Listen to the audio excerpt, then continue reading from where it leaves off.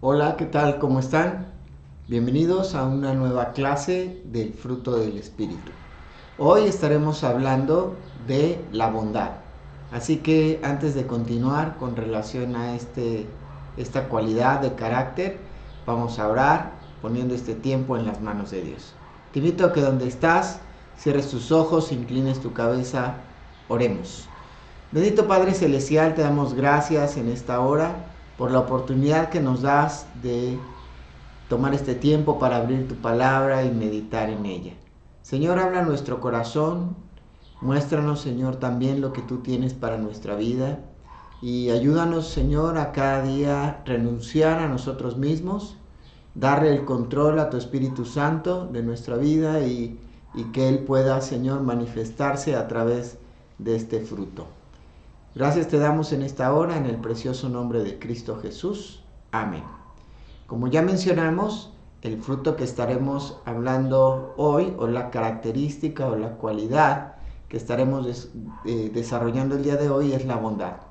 Esta palabra bondad viene de una palabra griega que es agatosune. Y esta palabra implica bondad, generosidad o rectitud. Esta palabra tiene como base la palabra griega agatón. Esta palabra griega agatón es un sustantivo que describe a una persona que es buena, específicamente haciendo referencia en primer lugar a Dios y en segundo lugar haciendo referencia a la persona del Señor Jesucristo como alguien bueno o en su cualidad de carácter de bueno. Entonces vamos a ver cómo finalmente esta palabra agatosune nos va a ayudar a entender mejor qué es lo que Dios quiere que nosotros hagamos, cómo nosotros debemos reflejar esa bondad que hay en Él a través de nuestra vida. La semana pasada hablamos acerca de la benignidad y dijimos que esa palabra viene de la palabra griega krestotes. Y esta palabra significa amabilidad, gentileza, y dijimos un trato suave para con las personas. La palabra benignidad y la palabra bondad tienen una estrecha relación, sin embargo, no son lo mismo. Y hoy hablaremos un poquito acerca de estas diferencias. Continuamos entonces y quisiera explicarte algo que nos desarrolla Trench, pensando en el concepto de Jerónimo que mencionamos en la clase pasada en relación a lo que era la krestotes o la benignidad, hablando acerca de que era un trato suave. Entonces Trench desarrolla esta diferencia de la siguiente manera.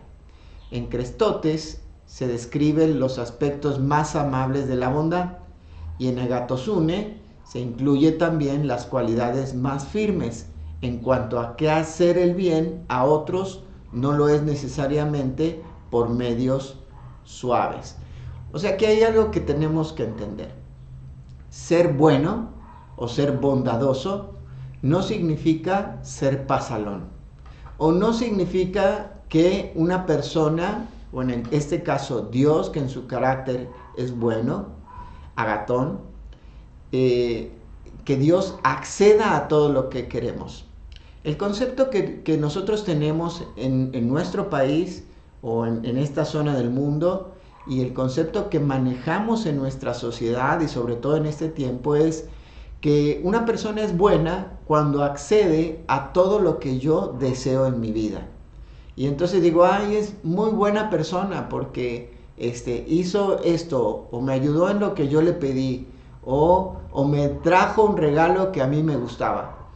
A veces aún decimos que como papás, algunos en lugar de ser buenos padres, quieren ser padres buenos. Ahora, ¿cuál es la diferencia? En que un buen padre hace lo que es mejor para sus hijos, pero un padre bueno a veces es consentidor de sus hijos, aún en sus caprichos o aún en sus necedades, con tal de quedar bien con ellos o quedar bien con las demás personas. En el caso de esta palabra agatosune, tiene que ver con las acciones que van a beneficiar la vida de otros. Vamos a ver ahora otro concepto que se maneja y que quiero compartirte. Lightfoot dice lo siguiente: Crestotes, una disposición bondadosa hacia otros. Agatosune, una actividad bondadosa en favor de ellos. Entonces vemos aquí cómo la benignidad tiene una disposición para ayudar a otros de una forma suave, de una forma, como mencionamos, misericordiosa, benigna, y dijimos que muchas veces esa palabra crestotes también se traduce como bondad. Sin embargo, la bondad ya se ve reflejada a través de las acciones de las personas. Ahora vamos entonces, no solamente en el trato, ahora es en las acciones. Ahora, esas acciones mencionamos que muchas veces pueden ser duras.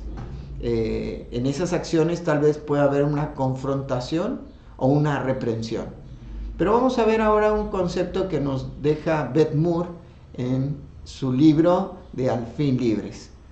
Nos dice en relación a este tema en cuanto a la diferencia de la benignidad y la bondad. Dice así: la bondad no evita la reprensión o las palabras duras para causar el bien de los demás. Una persona puede mostrar su bondad y la verdad reprendiendo, corrigiendo o castigando. Ahora ves, entonces entendemos lo que hablábamos hace un momento. En lugar de que la gente hoy busque ser un buen padre, quiere ser un padre bueno. Un padre buena onda. Un padre que permita a sus hijos hacer lo que ellos quieren, cuando a veces necesitan una corrección o tal vez un regaño, a través de enseñarles lo que es bueno, lo que es correcto y lo que es verdadero.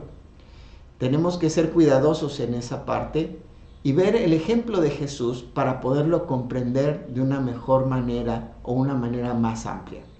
Vamos a ver que el Señor Jesucristo nos va a presentar a nosotros su bondad a través de algunas formas un poco duras, pero que finalmente van a ayudarnos a comprender mejor cómo a veces debe ser nuestro actuar o el actuar del Espíritu Santo de Dios a través de nuestra vida.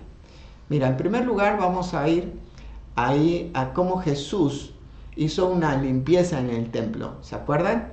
Vamos a Mateo en el capítulo 21 y vamos a ver la purificación del templo en el versículo 12 en adelante. Dice así la Escritura: y entró Jesús en el templo de Dios y echó fuera a todos los que vendían y compraban en el templo y volcó las mesas de los cambistas y las sillas de los que vendían palomas.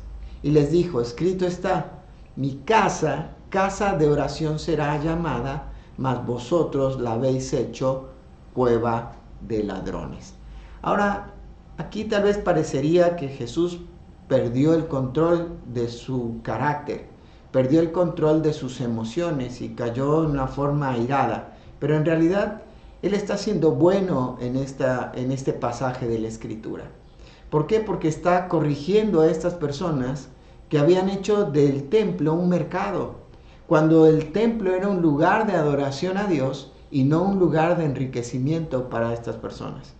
Él les estaba tratando de hacer entender que la motivación por la que ellos estaban en el templo no era la correcta.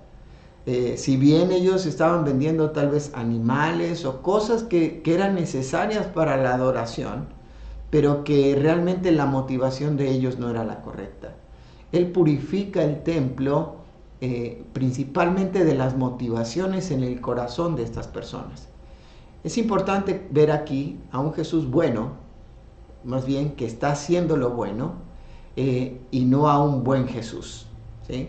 Tal vez a muchos les creó un impacto muy fuerte, pero finalmente pudieron entender que Jesús es bueno porque ahora la motivación que ellos debían de tener tenía que ser una buena motivación. Una motivación de adorar a Dios y agradarle en todo lo que hagan mientras estén en el templo. En otros pasajes también encontramos que Jesús reprende a los fariseos Y vamos a ver un pasaje muy interesante, aunque no vamos a leer todo el pasaje, pero sí vamos a ver un poquito el sentido para desarrollarlo y explicarlo de alguna manera. Vamos ahí en Mateo capítulo 23 y vamos a ver cómo Jesús denuncia a los escribas y a los fariseos en cuanto a lo que es sus características y lo que es su vida. Fíjate, y sus motivaciones. Vamos a, entonces, Mateo capítulo 23, versículos del 13 al 29. Dice el versículo 13 así: Mas ay de vosotros, escribas y fariseos, hipócritas, porque cerráis el reino de los cielos delante de los hombres, pues ni entráis vosotros, ni dejáis entrar a los que están entrando. Ahora, qué interesante es ver aquí a Jesús hablando de una forma muy fuerte, nada suave, nada benigna, ¿cierto? Pero es una forma bondadosa en la cual el Señor está actuando con estas personas. Les está diciendo la realidad y la verdad del corazón de ellos, porque ellos ni siquiera estaban interesados en las cosas del reino, pero tampoco permitían que los que sí estaban interesados pudieran acercarse al reino. Estos hombres estaban siendo un obstáculo, estaban siendo una piedra de tropiezo para aquellos que sí querían llegar al reino de los cielos y conocer más acerca de este reino. Es importante entonces ver la acción de Jesús interviniendo en una acción equivocada de parte de los escribas y fariseos, una acción religiosa que no les permitía poder ver la bondad de Dios, sino que esto llevó que su corazón tuviera odio y resentimiento contra Jesús. Pero no era por la actitud de Jesús, sino más bien era por la religiosidad que había en su corazón. Ahora aquí es importante que podamos entender esto. La bondad sin benignidad muchas veces puede caer en religiosidad. O la benignidad sin bondad puede también caer en la religiosidad. Porque una persona puede hablar muy bonito, ser suave y todo, pero no decir lo que tiene que decir. A veces necesitamos decir las cosas como son. El Señor Jesucristo muchas veces lo hizo. ¿Se acuerdan que en su momento a los fariseos les dijo que eran una generación de víboras? Incluso les dijo que eran sepulcros blanqueados. ¿Por qué? Porque por fuera ellos estaban ocupando de su apariencia, pero por dentro estaban podridos. Había muerte en su interior. Y lo que Jesús quería hacerles entender es que ellos debían de tener un cambio interno que se reflejara en lo externo. No que a través de lo exterior ellos hicieran creer a la gente que podían llegar al conocimiento verdadero de Dios o llegar a tener una relación personal con Dios. Aquí el Señor es bueno porque les habla acerca de que lo más importante es transformarse desde su corazón hasta lo que es su exterior. Vamos a ver ahora algunos otros aspectos importantes en relación a lo que tiene que ver con la bondad. Específicamente como hijos de Dios, como creyentes, ¿cómo nosotros podemos ir desarrollando la bondad? Vimos entonces que el Señor Jesucristo muestra su bondad al reprender la religiosidad de los fariseos, su bondad, y dijimos que esa bondad sin benignidad puede convertirse en un aspecto de religiosidad. Vamos entonces y veamos algunos pasajes que nos hablan acerca de, como creyentes, porque el único que tiene la capacidad para desarrollar la bondad es aquel que tiene el Espíritu Santo de Dios en su vida. ¿Y quién tiene el Espíritu Santo de Dios en su vida? Pues aquel que ha confiado en Cristo como su único y suficiente Salvador. Aquel que ha venido a Cristo arrepentido por su pecado y creyendo que Jesús es el único camino, la verdad y la vida. Y que nadie puede ir al Padre si no es por Él. Entonces vamos a ver que como creyentes tenemos esa capacidad en el Espíritu a través del Espíritu para desarrollar o tener acciones de bondad. Vamos a Romanos, en el capítulo 15. Y vamos a ver estos versículos que nos van a desafiar a que nosotros podamos desarrollar también la bondad en nuestra vida. Dice el versículo 14: pero estoy seguro de vosotros, hermanos míos, de que vosotros mismos estáis llenos de bondad, llenos de todo conocimiento, de tal manera que podéis amonestarnos los unos a los otros. ¿Ves qué importante? ¿Qué lugar importante ocupa la bondad?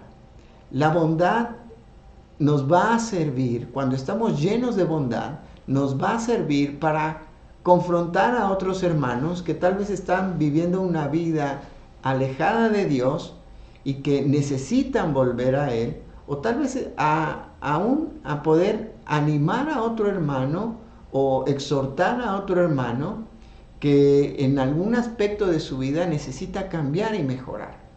Pero si yo no aplico la bondad y no digo la verdad, y a veces puede que incomode esa bondad, esas palabras, entonces no voy a hacer un trabajo correcto. En el Antiguo Testamento, sobre todo en el libro de Proverbios, encontramos algunos ejemplos interesantes de esto. ¿Se acuerdan que en una parte habla el escritor de Proverbios y dice que fieles son las heridas del que ama, pero importuno los besos del que aborrece? Esa persona está siendo buena, está siendo bondadosa, está aplicando la bondad porque se está acercando y le está diciendo a la otra persona lo que está mal en su vida. Pero tal vez a esa persona no le va a gustar. Ahora, ¿quién de nosotros nos gusta que alguien nos corrija, que alguien nos exhorte o que alguien nos amoneste? Y como vemos aquí en Romanos 15 y versículo 14, es necesario que estemos llenos de bondad para exhortarnos los unos a los otros. Vamos a pasar a otro pasaje aquí mismo en la Escritura que también nos va a ayudar a poder entender más acerca de la bondad. Y es Efesios capítulo 5. Dice así a partir del versículo 8: porque en otro tiempo erais tinieblas, mas ahora sois luz en el Señor. Andad como hijos de luz. Porque el fruto del Espíritu es en toda bondad, justicia y verdad, comprobando lo que es agradable al Señor. Mira, aquí el apóstol Pablo está exhortando a las personas a que ya no tengan una vida como la que tenían antes, sino que ellos sean luz. Y para ser luz necesitamos desarrollar la bondad de nuestra vida. Decir las cosas como son. Mira, el Señor ya vimos que en su bondad tuvo que exhortar y purificar el templo, tuvo que hablar fuerte con los escribas, con los fariseos. Y algunos pensarían, bueno, los fariseos se cerraron en el corazón por lo que le dijo Jesús. No, hubo fariseos que confiaron en el Señor Jesucristo. ¿Se acuerdan de Nicodemo? Incluso el mismo apóstol Pablo, siendo fariseo de fariseos, ¿se acuerdan? El Señor le encontró en el camino, el Señor lo hizo entender en el camino, y tal vez su encuentro con Jesús, camino a Damasco para Saulo de Tarso, no fue el más dulce, ni el más agradable, ni el más amable, ni el más tierno. Fue algo que fue impactante y fuerte, ¿no? El ser confrontado por el mismo Señor Jesús diciéndole: Saulo, Saulo, ¿por qué me persigues? ¿No? Interesante entonces cómo la bondad del Señor se manifiesta para con nosotros. Ahora vamos a ver entonces otro versículo para finalizar, que nos exhorta a que nosotros también podamos ser bondadosos. Vamos a ir ahora a 2 de Tesalonicenses, en el capítulo 1 y versículo 11. Dice de la siguiente manera: por lo cual, asimismo, oramos siempre por vosotros, para que nuestro Dios os tenga por dignos de su llamamiento y cumpla todo propósito de bondad y toda obra de fe con su poder. Qué importante es que nosotros estemos orando constantemente por aquellos que están sirviendo al Señor, para que ellos cumplan su trabajo con bondad. Dijimos entonces que Dios no quiere siervos buenos. Dios quiere buenos siervos. Y nos habla a que podamos servirle al Señor con toda esa bondad. Fíjate, hay algo interesante. Esta palabra agatón, de donde se desprende, o este sustantivo agatón, de donde se desprende la palabra agatosune, la encontramos en Efesios en el capítulo 2 y versículo 10.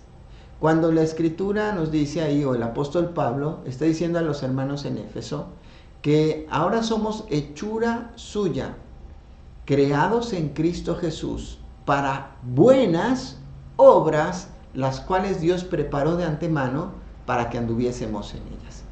Ahora, ahí en esas buenas obras aparece la palabra agatón.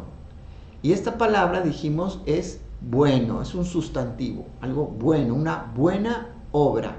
Esa obra es verdadera, es genuina, es algo que va a traer un beneficio para otros. Entonces, las buenas obras para las cuales nosotros hemos